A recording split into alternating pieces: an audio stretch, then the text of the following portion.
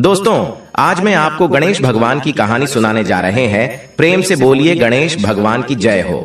हम भगवान को जिस तरह बुलाते हैं, पूजते हैं, भगवान उसी रूप में अपने भक्तों के पास खींचे चले आते हैं। और ऐसा ही हुआ शांति के परिवार में। इस परिवार में शांति, उसका पति मनोहर, सास ससुर और शांति की 5 वर्ष की एक बेटी थी जिसका नाम था अशोक सुंदरी।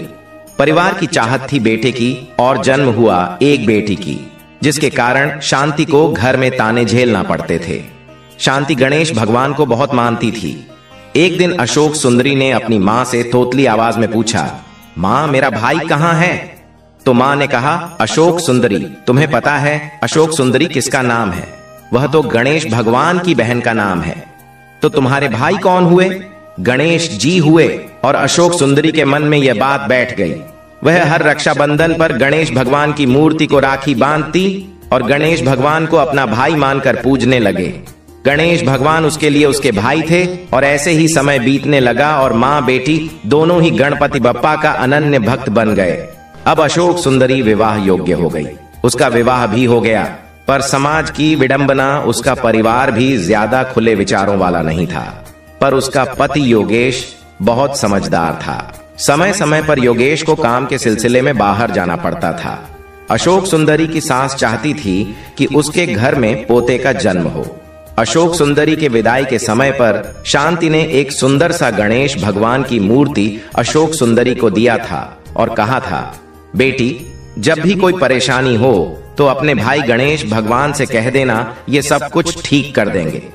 बस इस बात का विश्वास करके अशोक सुंदरी ने अपने भाई गणेश भगवान से कहा, भैया मेरी सास के मन में जो इच्छा है उसे अवश्य ही पूरा कर देना, नहीं तो मेरा हाल मेरी माँ की तरह हो जाएगा।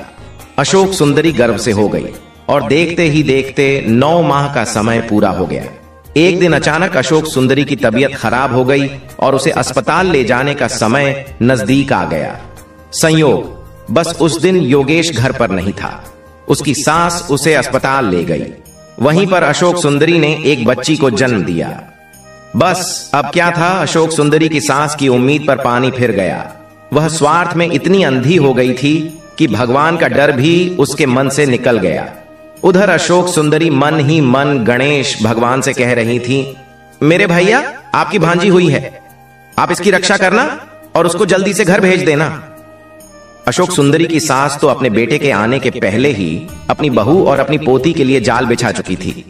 उसने एक काल कोठरी में अशोक सुंदरी और उसकी बेटी को लेटा दिया।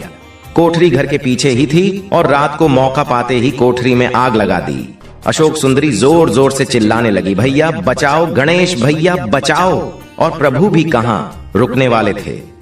जाने कहां से काले काले बादल आ गए और तेज वर्षा होने लगी। तेज बारिश से कोठरी की आग बुझ गई। उसी समय गणेश भगवान एक हाथी का रूप लेकर आए और धुएं वाली कोठरी से अशोक सुंदरी और बच्ची को बाहर निकाला। फिर वहां योगेश पहुंच गया था। अशोक सुंदरी ने सारा किस्सा अपने पति को बताया। योगेश ने सब कुछ सुना और हाथी को वहां खड़ा देखकर समझ लिया कि यह कोई और नहीं, स्वयं गणेश भगवान है। योगेश और अशोक सुंदरी जब तक समझ पाते और देख पाते, वह वहां से अंतर्धाम हो गए। अशोक सुंदरी बोली, आज मेरे भैया सिर्फ मेरे लिए आए थे, मैं धन्य हो गई। उधर अशोक सुंदरी के सास के शरीर में पूरे फफोले पड़ गए। उसे गणेश भगवान के क्रोध का सामना करना पड़ा। उधर अशोक सुंदरी और योगेश अपनी बच्ची को लेकर कहीं दूर रहने चले गए और पूरा जीवन गणेश भगवान के भक्ति में समर्पित कर दिया।